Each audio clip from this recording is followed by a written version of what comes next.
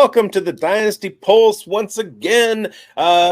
We are here for you on the Fantasy Sports Advice Network. Also, 101.5 FM, talking Tennessee, and dropping later on this week on the Undroppables. I am Biggs. I'm here with Grindberg. We got Schultze in the building. Coach is here, and the inimitable Chev. We got a great guest tonight. I know Chev is looking up inimitable right now. We're thrilled to welcome our guest. He's the managing editor and fantasy football analyst at FantasyPros and Betting Pros, one of the most trusted voices in the fantasy football community. He's known for his insightful analysis, balanced takes, and deep commitment to helping fantasy managers make smart, informed decisions all year long. His rankings, articles, and podcast work have become must-follow resources for redraft and dynasty players. Today, we tap into his expertise. We'll break down key off-season storylines, draft values, breakout candidates, and fantasy strategies that give managers a competitive edge heading into the season. Let's welcome to the show, Pat Fitzmaurice.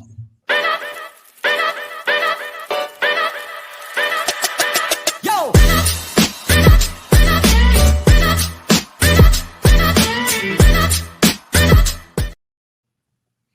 Hey, Pat. What an introduction, Biggs. Thank you so much for the kind words. I was kind of looking around like, who's he talking about? Is he bringing someone else on as a guest? But great to join you guys. I'm really looking forward to this. This is going to be fun. Right on.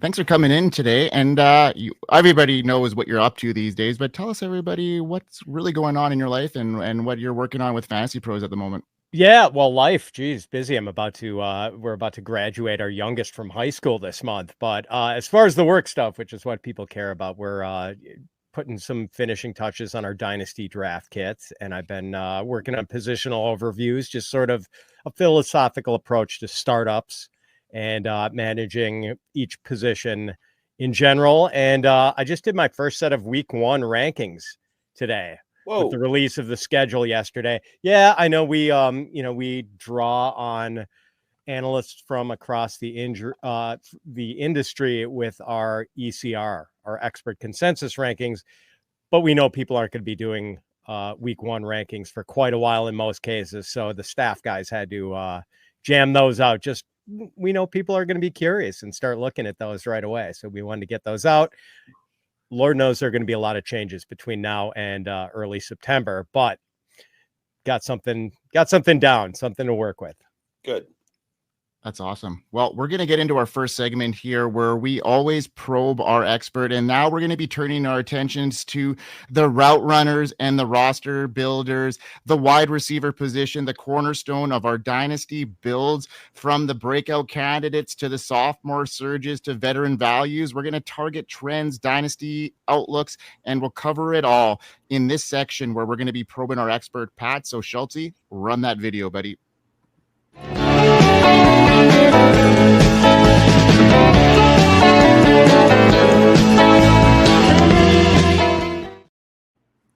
All right, we're going to start it off with Chev. Chev, what is going on, my man, tonight?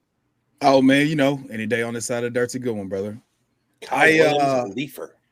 I am a Kyle Williams believer. And I would like to start off by saying there's only one Pat Fitzmaurice. So, Pat, long time, big fan of your work.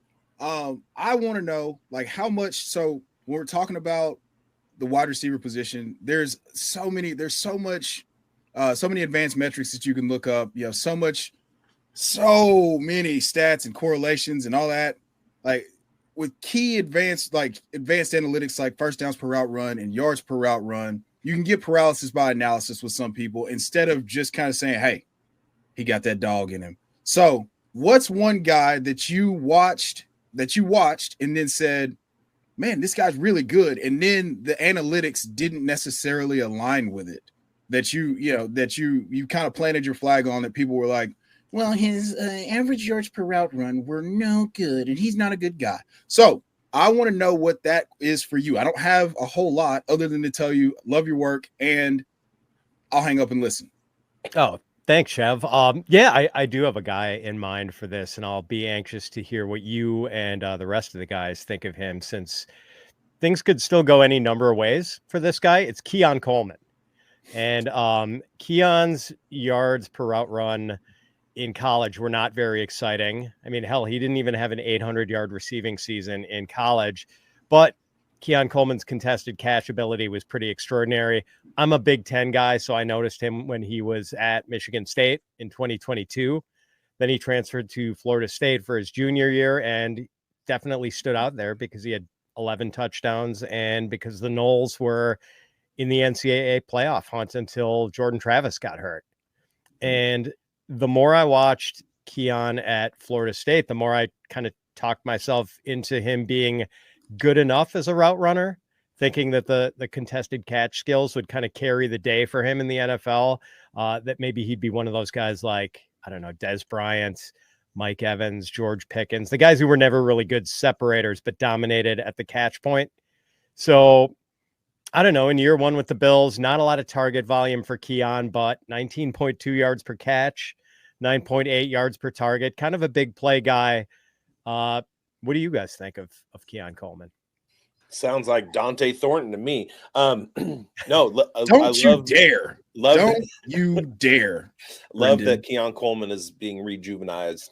That we tend to kind of move off of people really quickly, especially if they have a bad freshman season, and then they go out and they have 775 yards receiving and 8 touchdowns like Quentin Johnston. So don't write off Keon Coleman is my take.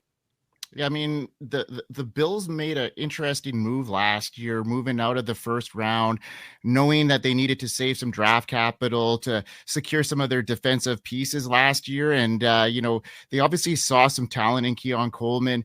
And I saw some, interesting things last year. And I'm excited to see what he has because they didn't bring in anybody really of relevance to their team to compete with him. They've Dalton Kincaid might come around this year as a tight end target, but yeah, like the targets are going to be there. I think the opportunity is there. And without anybody surrounding him at this stage, I think Keon Coleman's a big winner this offseason for sure. And there's opportunity there. Coach, you're shaking your head in agreement here. What else do you have to say about that? Well, I see with Dalton Kincaid, Jeff Mueller had kind of pointed out there's an image of Kincaid where there's some atrophy or something doesn't look right with the brace, that there might not be the recovery that we want on Dalton Kincaid. I love Elijah Moore plenty. I've talked about him a lot, but he's not going to be necessarily the cure.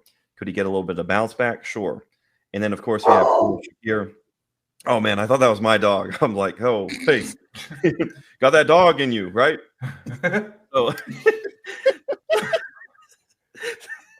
So what I see is with the Bills, they were, 31st in team pass plays per game. It runs through Josh Allen. It will continue in the age 28 season to 29. But to your point, Keon Coleman has some stick-to-itiveness. He's still going to be there. And Amari Cooper was brought in. He proved to be dust. I still see it. This is like a cheaper version. Don't shoot the messenger. But it's like a cheaper version in this exercise of don't throw the player out with year 2 of Marvin Harrison Jr. But you're getting it on the Buffalo Bills in a less pass-happy team. There's a discount, too. There's a dent in the can, like Big Daddy when he throws it on the ground. But Keon Coleman presents all that opportunity for a bounce back in his second year. And he's not Marvin Harrison Jr., but why can't he be the Caleb Williams to Jaden Daniels and improve? I mean, he was at the top of the second round too. So it's almost like he was first round draft capital when you think about how deep that wide receiver class was last year in retrospect. Keon Coleman probably, where does he fit right now in your rankings as far as, where these wide receivers are going right now? Where would he fit in your rankings there, Chev, aligned with some of these other guys at this stage? I refuse to give up on Keon Coleman. I was a big Keon Coleman guy coming out, and the same things, so it's different, but we have the same kind of conundrum with Luther Burden. Like, you saw a guy who was dynamic with the ball in his hands. He was returning punts at 6'4", 215 pounds, and his change of direction skills for a guy with the ball in his hands he's as dynamic as they came at just about any other receiver. in that 2024 class. He's just not going to be a polished route runner.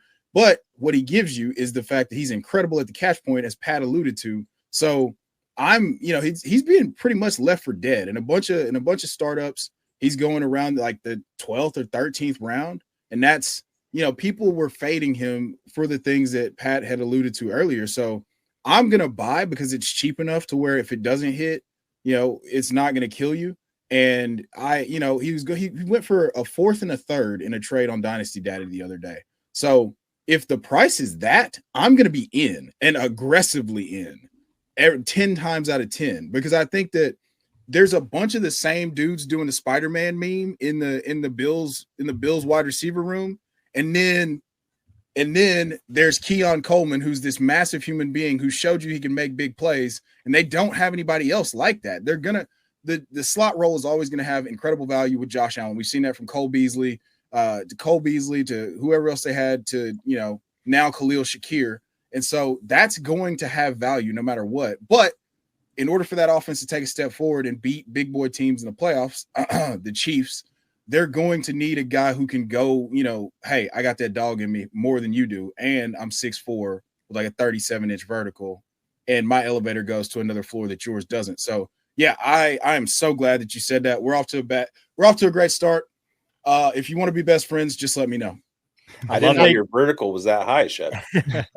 I love that you mentioned the punt returning, Chef. Yeah. I mean, that shows that he is more than just a contested catch guy. Like, he is dangerous with the ball in his hands, and the fact that they wanted him to be in that situation, possibly making plays with the ball, says a lot. I think a big thing for him is going to be building that chemistry with Allen. He got his feet wet as a rookie. Now he's got an off season where he's not learning the ropes to actually develop that relationship. And for a guy who's not going to separate himself open, like, that's a big deal of being on the same page with your quarterback. And I think that could be a huge factor heading into year 2 for him. Right. And I think with Amari Cooper potentially moving on here, like, he's not been signed yet, so like they're not going to have that veteran presence either in there, stealing away these precious snaps from him. So I'm excited about where his outlook could be, and thanks for pointing that out to us, Pat. And what else is great is, Schulte, tell us about our community that is thriving right now. We are here. FantasySportsAdvice.com, offering the best fantasy sports social media platform. Why join endless Discord communities or the trolls of Reddit? Fantasy Sports Advice is a community designed to help you win with 24/7 support. Go to FantasySportsAdvice.com and become a pro member for unlimited access. Again, go to FantasySportsAdvice.com today. Awesome. Do that, folks. And you know what, Pat? Really appreciate having you on the show here today. You were a real big inspiration to me getting into the fantasy football space and content creation years ago.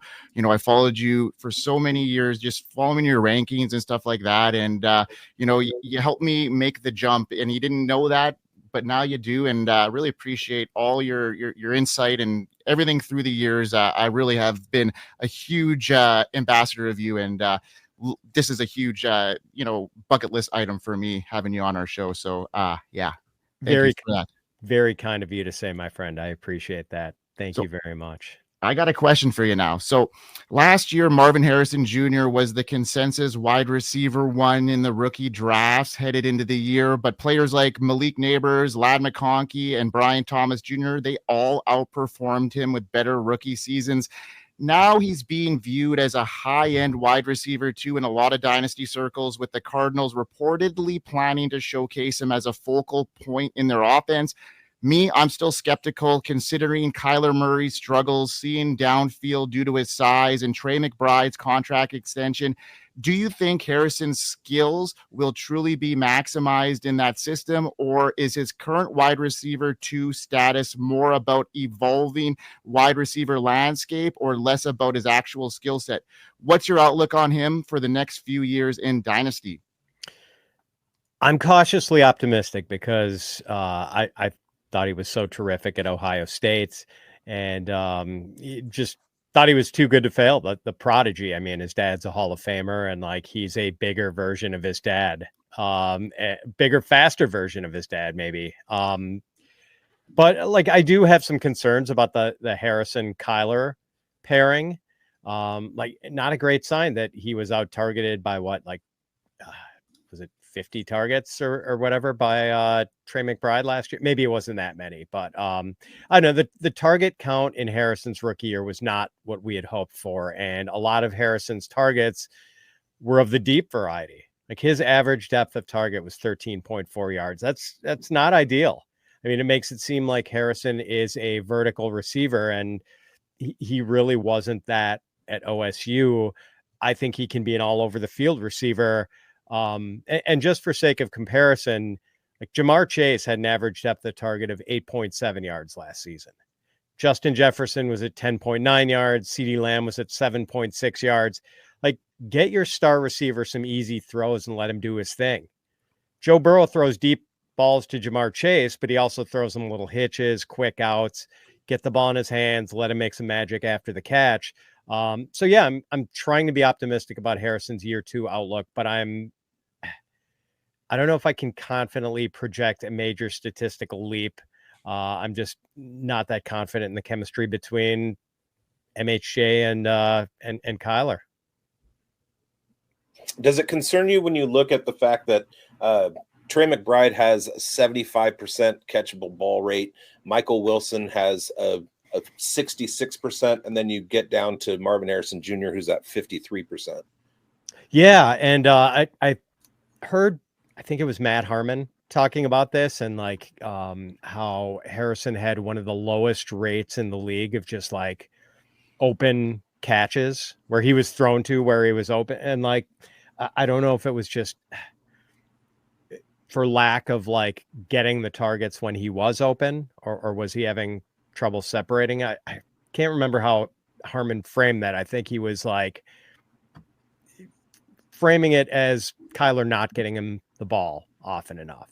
So, yeah, just did not seem like it was a chemistry match from the start, and hopefully that develops a little in year 2.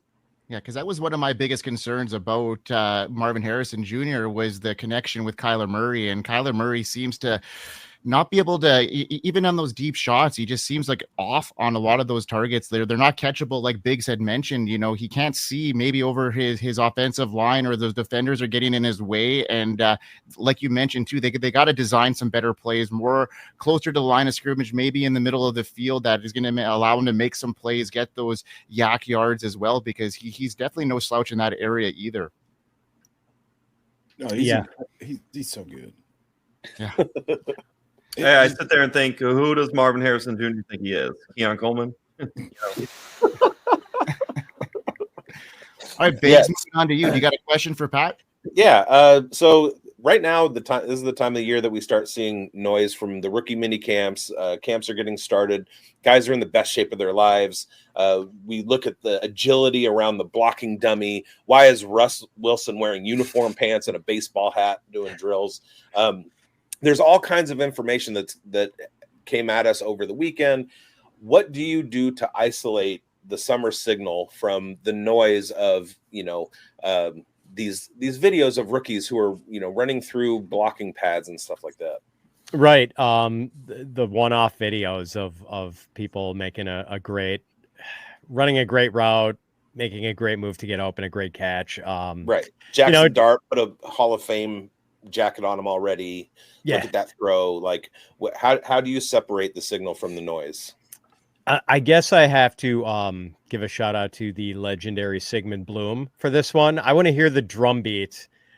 Sigmund always talked about that. Like, who is forcing that steady drum beat of praise during training camp? And in the dog days of summer when these guys are going through 2-a-days or whatever, like, not just the isolated highlights, but I want to see beat writers talking about how good a certain receiver has been throughout camp. I want to see quotes from his teammates talking about how impressive the guy has been. I don't really care about the highlight videos on Twitter. I just want to hear that drum beat from the beat writers and teammates and coaches. Okay. And Matt Waldman has a good piece that's out there about what to look for when you see a guy running drills and stuff like that. I just did a show last night with a guy named Trey Daubert. And one of his things is he doesn't look at analytics. He doesn't look at a whole lot of charts, and he doesn't watch when he watches film, he doesn't really look for the success or the finish of the play. He looks at knee bend and how flexible guys look. And that completely affects his rankings. And last year he hit on so many guys that everybody had written off. So I wanted to ask at that question of you, because there are things that you can glean. It's just you have to be able to separate it. Now I got to work knee bend into my evaluations here, because I've never professed to be a scout, but like, yeah, if he hit on a lot of these guys and saw that, that's worth paying attention to. He had Bucky Irving as his RB1 last year, and it was based on his knee bend. Wow. That's analytics at its highest level, apparently. Right? But well, it's funny because we have Jerry Jeudy, the way, what is it, the valgus or the vagus, whatever it is, how he turns his leg, and then you have Travis Etienne. He actually runs on the outer parts of his feet. Schultz knows. He knows right away. So, Pat, question for you. In Dynasty leagues, Superflex, quarterbacks, running backs, they help make up the classic handcuff scenario, right? In Superflex, we know we got QBs. Of course, there's upside running backs. With tight end, we see rising young players. They usually go behind somebody like Zach Ertz, right? It's Trey McBride. It's Zach Ertz. It was Dallas Goedert. Maybe it's Ben Sinnott. With wide receiver, it isn't so much clear who are handcuff or contingent plays. This year, though, Pat, Emeka Egbuka for Chris Godwin comes to mind. Luther Burden for DJ Moore. Dare I say, all right, and this might get the blood flowing for some of us over here, Jaden Higgins for Nico Collins. Dare you? Are there any situations, Pat, across the fantasy landscape where we can pay a depressed price at wideout right now, but reap rewards due to another wide receiver shifting either to another team, possible injury attrition, or you see Luther Burden's going to outplay DJ Moore? Anything like that that's out there that we could be savvy on? Oh man, this is a really good question, and I'm struggling to come up with a good answer. But I'm optimistic. Like Luther Burden maybe they see him as the slot guy, and he gets those slot snaps and maybe becomes Ben Johnson's new Amon-Ra St. Brown.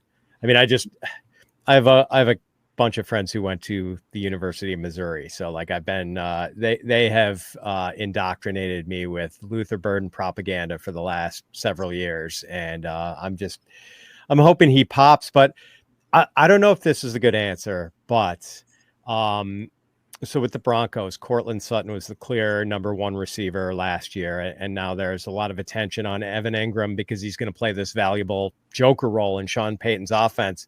But I can't stop thinking about what Marvin Mims did for the Broncos down the stretch last season. He had 6 touchdowns over Denver's last 7 regular season games, and he averaged 62 yards a game over that stretch, which doesn't sound wildly impressive until you consider that was with snap shares between 23% and 47% in every game that stretch. He never played even half of the offensive snaps.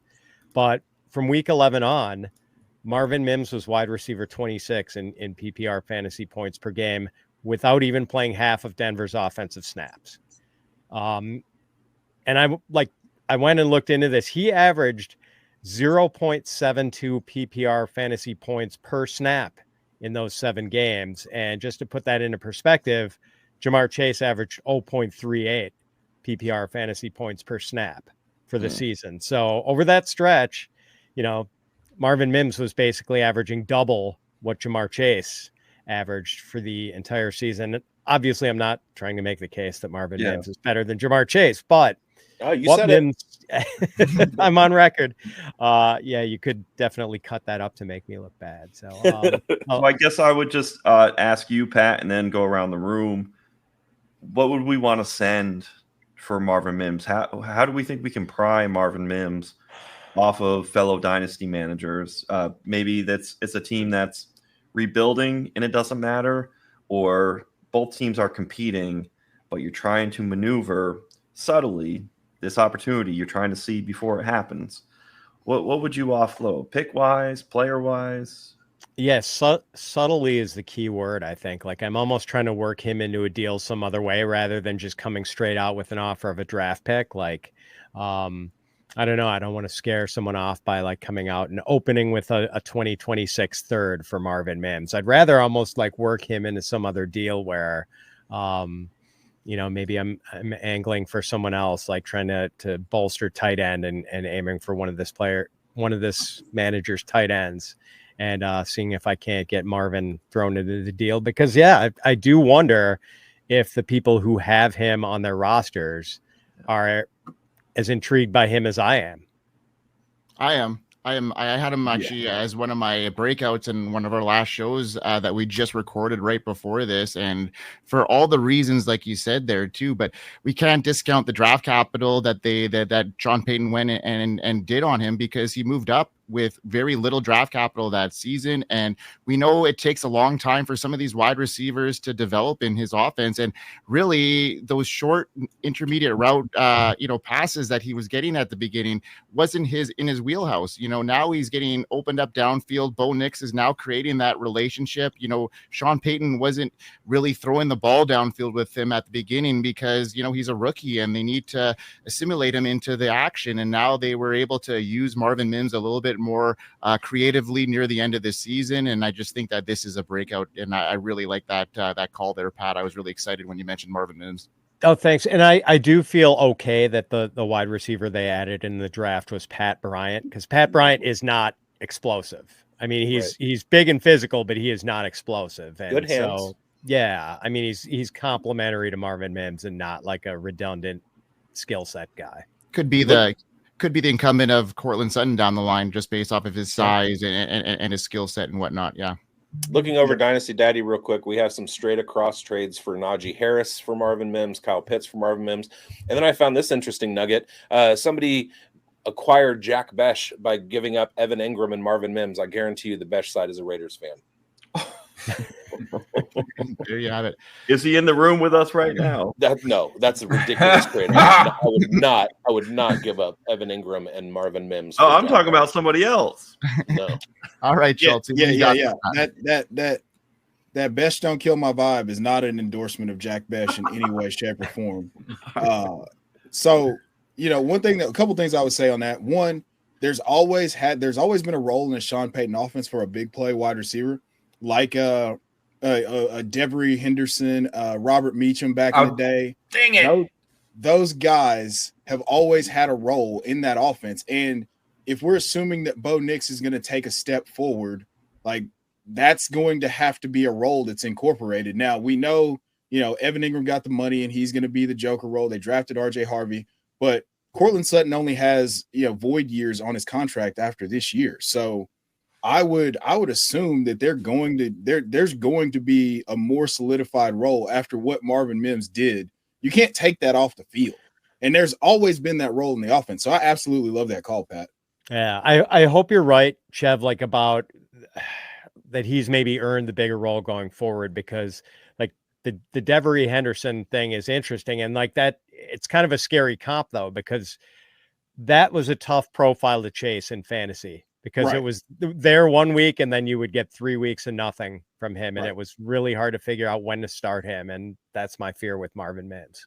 Right. And that might be where we are, but I just, I had to throw that out there because when we're thinking about Marvin Mims and what, like that touchdown against Cleveland, against the Browns on Monday Night Football just sticks out in my brain, but I feel like they could do more of that. And Marvin Mims is fully capable of that, but also Sean Payton likes gigantic, not very fast moving wide receivers. So it just, he basically said he acted like he hated Marvin Mims for various points of the season. And then Marvin Mims became undeniable. Some of the things you mentioned, it would be foolish of him to just continue to keep the training wheels on Marvin Mims and not unleash a guy that can take the top off the defense. I'm with you. And hopefully, Marvin Mims, I think he's still only like 23. So Yep. maybe that's part of it, that Peyton just didn't have trust in him yet. Third-year breakout. There you go. All right, Chelsea, what do you got for our guest? Yes. Let me see here. Let's talk about some Lions here. And lately there's been a ton of buzz here on the rookie 3rd-round pick, Isaac Tesla.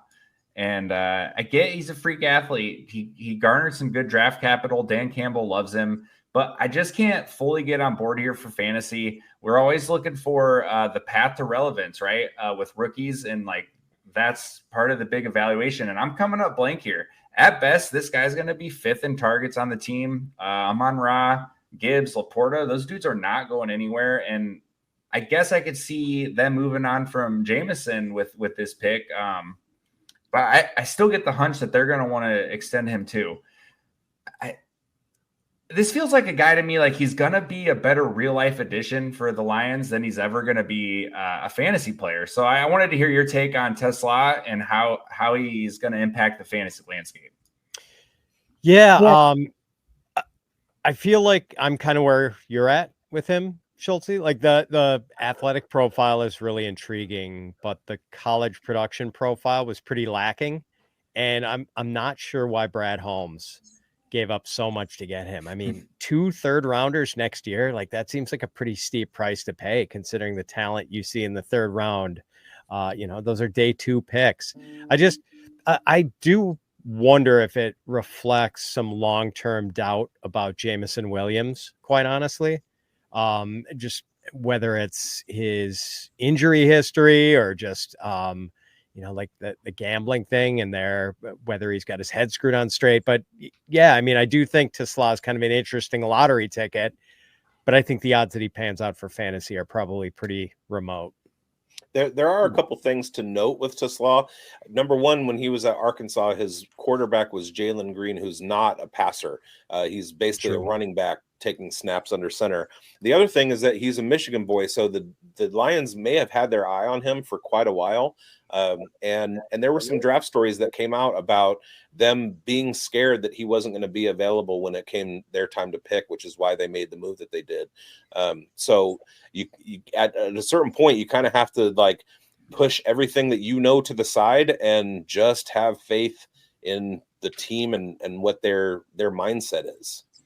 And to me also as well, like to add to that too, his size, contested catch range. The guy had 0 drops in Arkansas. Like that's a 0% drop rate is pretty much unheard of when you think of the production he had. It says a lot, and the Lions obviously know their guys, know what's going to fit their system, and obviously maybe with Pat mentioning that Jameson Williams situation, yeah, I think there's some red flags there, and they want somebody that could open up the long field stretching kind of situation. And Tesla, he can make those contested catches. He could be a red zone threat for them. And I don't think he's going to be fifth on the pecking order. Honestly, I think he could come in here and put out some production year 1, maybe halfway through, and we'll see what happens with Jameson Williams. Obviously the book is not out on him because there's so many red flags, and I think they're covering their bases like Pat had mentioned, and he fits the mold. It may just end up being kind of like insurance, where you love the talent, but to what Pat was talking about, you just have to look at past performance for future and past outcomes, like in insurance with risk. You've had injury and you've had suspensions, multiple, and you just get put into another pool. Even if it's not your fault, you become riskier. That's why your rate goes up. So this might just be a law of large numbers thing, where the Lions are doing their due diligence with Jameson Williams. A little bit of indemnity here in the event that Jameson Williams continues what has happened in the past. Yeah. One thing I wonder about is like, that when Ryan Poles picked Luther Burden in the second round this year, like he had talked that through with Ben Johnson, and like Ben Johnson had a plan for Luther Burden. That's what kind of gives me confidence about him. You just want, like, I'd feel better about Tesla if Ben Johnson was still in Detroit. You know what I mean? Yeah. Like I just don't know if like Brad Holmes really, if there is a distinct plan for him, or if he's just maybe, trying to hammer a square peg into a round hole. I look at it a little bit. I look at it. So the insurance thing that you guys mentioned with a fail-safe in case they can't get something done with Jameson Williams, I think that's a very astute point. The thing that I wanted to bring up is they brought Tim Patrick back for a 1-year, $4 million deal, and he's kind of their dirty work ex-receiver guy that has some spike weeks. I think that they wanted to get, younger and more athletic at the position, prior to Jameson Williams actually being a full-time player. That role was filled by Josh Reynolds, then filled by Tim Patrick. Now they bring in Isaac Tesla, who's a RAS freak, 6'4", 214, 15 pounds, whatever, with the 9.93 or whatever, 9.53, whatever it was, RAS score. I mean, and he popped at the Senior Bowl. That was one guy that Biggs brought up almost immediately. It was like, hey, there's this guy from the University of Arkansas, and we both have Arkansas connections. I live here. Biggs went to school here. And there's this guy from Arkansas named Tesla that I'm going to keep my eyes on. And then he gets this draft capital. So I was trying to do some digging to see where this could work. I think that it is a fail-safe in case they can't get something done with Jameson Williams, but I also think that they're looking for the long-term replacement because that role for Tim Patrick is a real role in their offense. And so in order to, kind of keep the continuity going, I think that's where they're going to line him up. They're going to try him, and he does offer a little bit more athletically. I don't know if I wouldn't say that he's as polished of a receiver, but he does have the strong hands of just kind of like a Tim Patrick. And he's going to be on a rookie contract for the next 4 years. And so I think that's the perspective that I would look at it from. All right. Yeah, that's why I totally think he's going to pan out better as a real life NFL player for them than he'll ever make a fantasy guy. That actually also kind of leads to the question: how, Pat, do you see, or do you have a finger on the pulse of how Oakland Raiders legend John Morton is going to change that offense with Ben Johnson leaving, seeing as how Morton wasn't a Lions incumbent, he came over from Denver? Do you have any angle on how things are going to shift in Detroit? I don't yet, honestly, Biggs. I've not dug into that yet. So, I would imagine they want to keep elements of the Ben Johnson offense. I would expect that it's still going to be kind of a split backfield, that they're going to use the 1-2 punch of Gibbs and Montgomery. I'll be curious if Amon-Ra St. Brown's target share kind of gets back to where it was before last year. It actually kind of fell off last year a little bit, and he was able to keep up his fantasy value by elevating his catch rate and touchdown rate, like the previously unforeseen highs, like catch rate over 81%. That helped too. But he went from, I think, 10.2 targets a game to 8.2. Yep. So I want to see. That's what I'm most interested in, whether his role goes up. Because right now, I don't know if he's a worthy first round pick in I know it seems kind of wild, but that's juicy. I mean, he dropped from targets a game. He dropped from 164 targets in the All-Pro season to 143, and then outside of touchdowns in 5 weeks, he wouldn't have been usable for fantasy. So that's that's a great point, Pat. Right. Yeah, and just not a big play guy, so he needs that volume. Yep. All right, folks, we're going to get into one more segment here where we're going to get into some wide receiver action, old hands, new plans. We're going to talk to Pat about a guy, and we'll dig a little bit more into this. We'll all have maybe a comment or two on Pat's guy that he's going to have this year, as he's going to be buying in Dynasty, a player that's been undervalued, overlooked, or simply has got some more left in the tank and that the market believes he doesn't. So, Pat, tell us a little bit about your guy and why you think this year is going to be his year for another bounce back year, and we'll have something to say about it.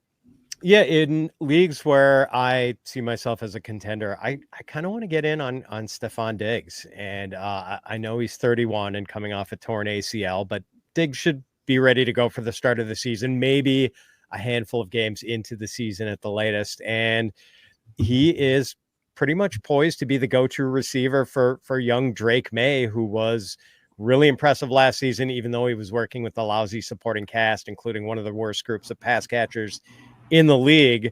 But, back in 2020, when Diggs joined the Bills, he helped a young Josh Allen make the jump from inconsistent young QB to superstar. And that first Diggs season in Buffalo was Josh Allen's breakout season.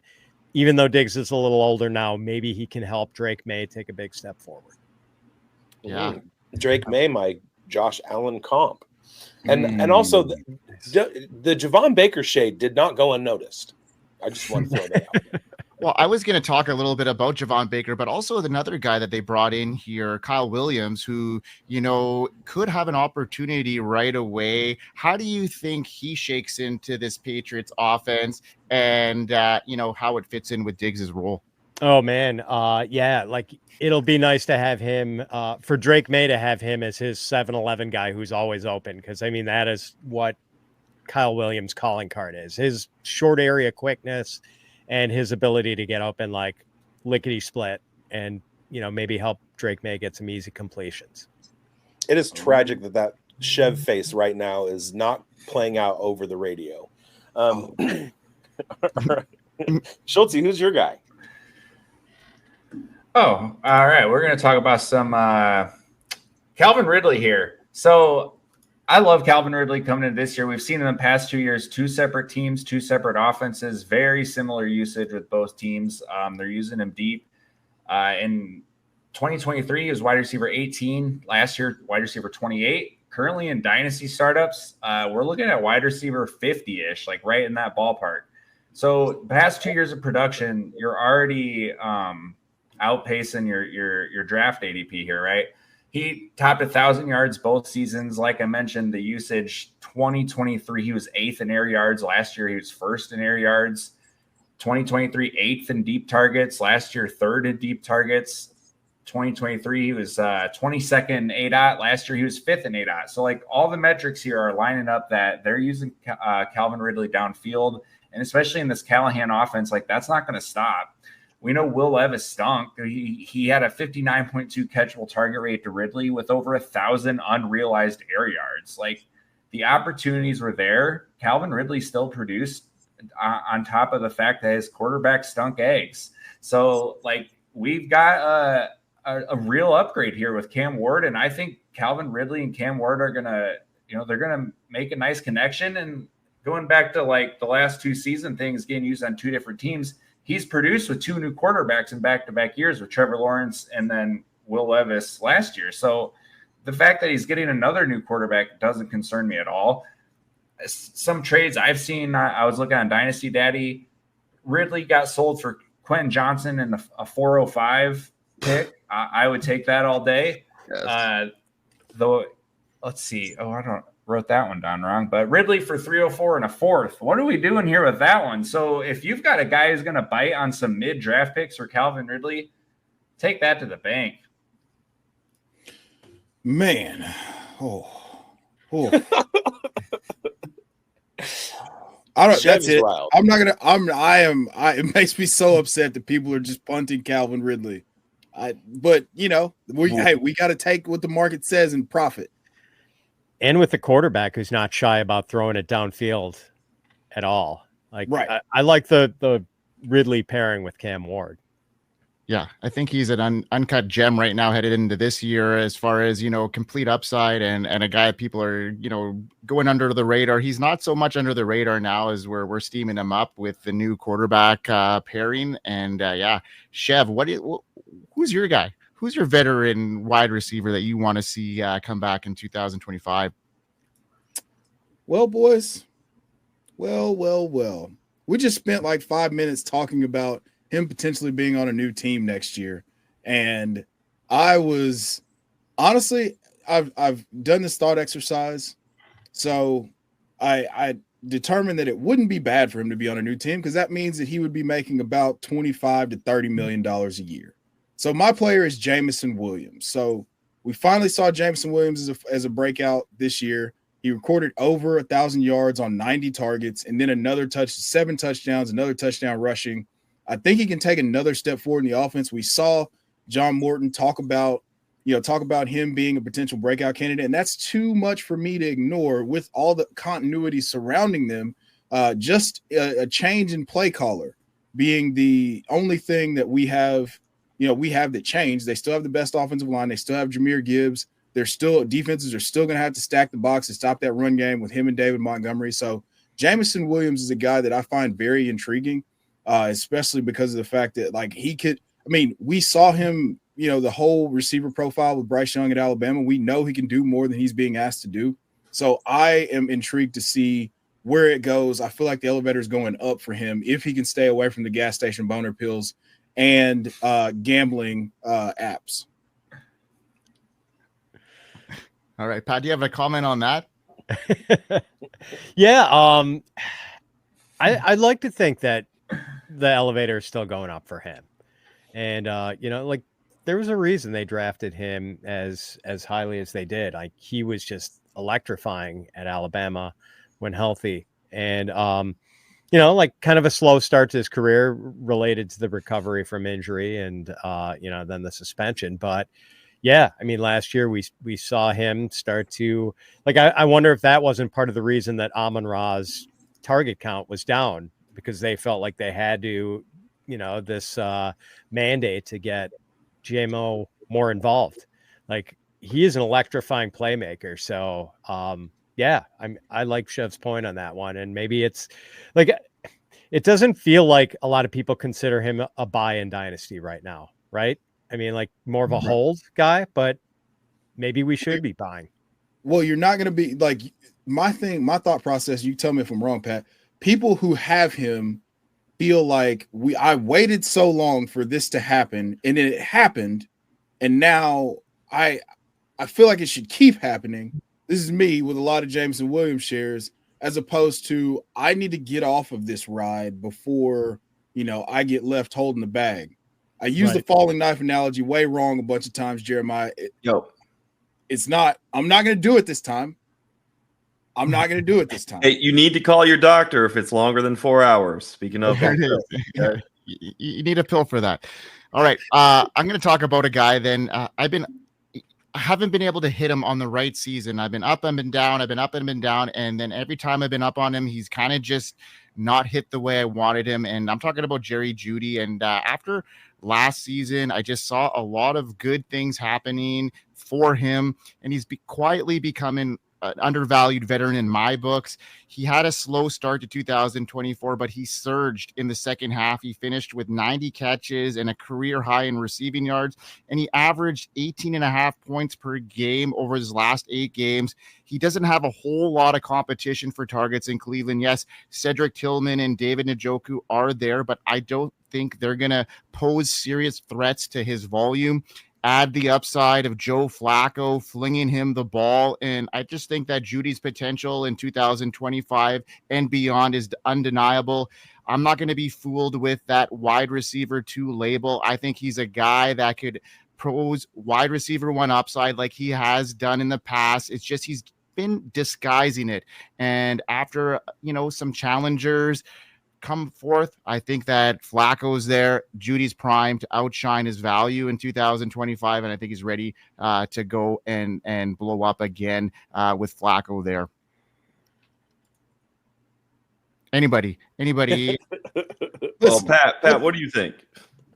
I like Jeudy a lot too, and I want to be all in. The two things that are kind of annoying me about it, he's really good at getting open. He's really good after the catch. And we finally saw it all come together for him last year. And I'm kind of buying into the talent. I don't get what Deontay Johnson is going to do for the Browns. That bothers me. That's just maybe he's just a problem and he doesn't even make the 53, but that's just kind of a little pebble in my shoe as far as Jerry Jeudy goes. And the other thing is, I feel like if we knew it was going to be Flacco starting 9, 10 or more games for them, great. But I feel like they are obligated to audition both Dylan Gabriel and Shedeur Sanders this year to know where they stand at quarterback going into 2026, which looks like a pretty QB-rich draft. But both those guys could potentially fling the ball too, right? I mean, they're both, pocket passing present quarterbacks. So I think they're going to pair up with Jeudy regardless, and they're going to need a guy that with a veteran presence. And like you mentioned, Deontay Johnson, he's had his challenges in the past, just staying on a team as far as last year. Like you mentioned, he may not be even being on that team. And interesting situation headed in here. Now, Schultz, what do you got? Sorry, is it Coach? Coach, you got a question or is it Biggs? Oh, yeah. Sorry. Look, do what Schultz said. Calvin Ridley, hey, man, he's this year's Terry McLaurin. Now, moving on. For Chris Godwin, he's my guy. Run until the wheels fall off and we got to call AAA. For him, last year, Godwin had a 7.79 Trinity score. Destination Devi, DD Fantasy Football. A score above 6 is good. 7.79 is phenomenal. 3 games last year in the 7. Top 12 receiver. So receiver 1 games. And there was a receiver 1 overall week for Chris Godwin. I'm in on Chris Godwin. We spoke to Emeka Egbuka, maybe being a handcuff to Godwin. But for the foreseeable future, so long as he's healthy, in that printing press that is Baker Mayfield and the Tampa Bay Buccaneers, I'm going with Chris Godwin, especially at the discount that I can get with the injury concerns. He's just going to go back to the printing press and print numbers in 2025, be it he's healthy. What do you think about that, Pat? I'm just waiting to see that he is healthy, and then I will be fully on board. It does scare me that the last time we saw him, his foot was basically, dangling, and that's just an image I've had a hard time erasing from my memory. So once he's running around catching passes, taking hits, I'll feel a lot better about it. But yeah, I'm on board. I mean, Godwin's a stud, and I've had so much of him over the years, and am anxious to roster him again. Love it. Hey, are we letting Biggs? Are we letting Biggs say it? Yeah, I got a guy. Take us home, Biggs. I got a guy, and it's kind of the law of averages. He's got to hit at some point, right? Speaking of guys who are coming off of injuries, hoping he can use this training camp time to get back on the field and establish himself. Going from being in a situation where he finally has a new quarterback, and he can establish himself in the offense. I'm talking about Treylon Burks. You want to talk about guys that we can't quit? I cannot quit Treylon Burks. I look at Keenan Allen. I look at Devontae Adams. Those guys had a long runway before they hit in fantasy. I will never give up on the talent that I saw out of Treylon Burks. And if he's going to put together an audition for the new contract he's going to get next year, it's got to come now. And he's free. You can get him off the waiver wire. If somebody who's crazier than me still has him on a roster, it's not going to take much to pry Treylon Burks away. When is Treylon Burks going to finally smash, Pat? Oh, man. I'll feel so bad if it was this year, because he was just my last cut in a league where I had to get down to 28. Same. Yes, I had to move him for the draftees coming in. That's awesome. But man, I would love if he had a second act, and maybe it's his first act in the NFL. But yeah, I mean, I'm a sucker for the catch and run guys, and I fell hard for Treylon coming out of Arkansas. That's good to hear. I'm glad to know I'm in good company. All right, Pat. Thanks for coming on to the Dynasty Pulse tonight. We've had a great time having you on. And why don't you tell our viewers where you can find all your stuff before Biggs takes us home, as he always does. Yeah, guys, thank you so much for having me. I had a blast tonight. People can find me on Twitter and Blue Sky at Fitz_FF. Go to FantasyPros.com and check out the Fantasy Pros Football Podcast and the Fantasy Pros Dynasty Podcast. Fantastic. All right. If the level of ball knowledge in this room tonight was absolutely off the charts. So I'm glad we made everybody out there better fantasy players. Thank you, Pat, for coming on. And the rest of you guys watching in Fantasyland and listening on the radio. We hope you win. Hope you win, folks. Peace out. Hope you win.